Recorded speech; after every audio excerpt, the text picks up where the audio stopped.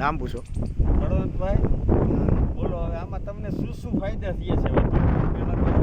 આ વાત કરો. સારી છે, પીડા શોષી છે, બરાબર. પછી આ જાડાઈમાં જ્યાં જો મગફળી કેવો બેઠક સારી છે, બેઠક સારી છે, બરાબર. હા, પછી આ ગ્રીનરી એક તો પહેલા તો આવી જાય એમાં, બરોબર. બરાબર. પછી બીજી દવાનું રિઝલ્ટ સારું આવે છે, રિયલ સારું આવે, બરાબર. અને જમીન પહોંચી હા, રહે. જમીન પહોંચી રહી છે. આટલા ફાયદા આ ત્રણ પ્રોડક્ટમાં થાય છે, બરાબર ને? તો હવે આ વપરાય આપણે વપરાય જ ને, વપરાય ને, હા. તો ખેડૂતને આ તરફ જવું પડે, ફરજિયાત. તો આપણા ભાઈઓ જે છે બધા ભાઈઓ છે આપણા ખેડૂત, બરાબર, આ તરફ કરે તો એને ખર્ચો પણ ઓછો લાગે અને ઉત્પાદન વધે, જમીન સુધરે. આ મોટા ફાયદા છે બધા. તો હવે ખેડૂત ભાઈઓને આ તરફ જવું પડે. તમારા મિત્રો પણ ઘણા છે, બધા આવી ગયા છે આ તરફ. તમને જોઈને મિત્રો મને જોઈને લેવા માંડ્યા, આવી ગયા છે ને. તો આવી રીતે આપણે 25 માંથી 50 ને 50 માંથી 100 આ રીતે આપણે આગળ વધારવાના છે ભાઈઓને, બરાબર.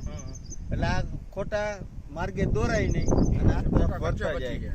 જો આ હતા આપણા દિનેશભાઈ ધાણજા અને કાંતિભાઈ ધાણજા.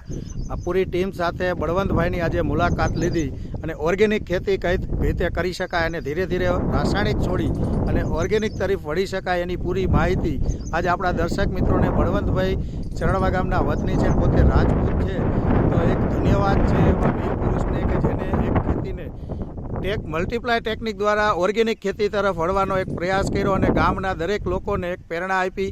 અને આ જોઈને દરેક લોકો કૃષિ બલમ, મેજિક રૂટ અને મલ્ટીપ્લાય દ્વારા ઓર્ગેનિક ખેતી કરે એવા બળવંતભાઈએ બધા વ્યક્તિને આહવાન આપે છે કે દરેક લોકો આ ખેતીની અંદર ખૂબ પ્રગતિ કરો એવી આશા સાથે. જય હિન્દ, જય ભારત.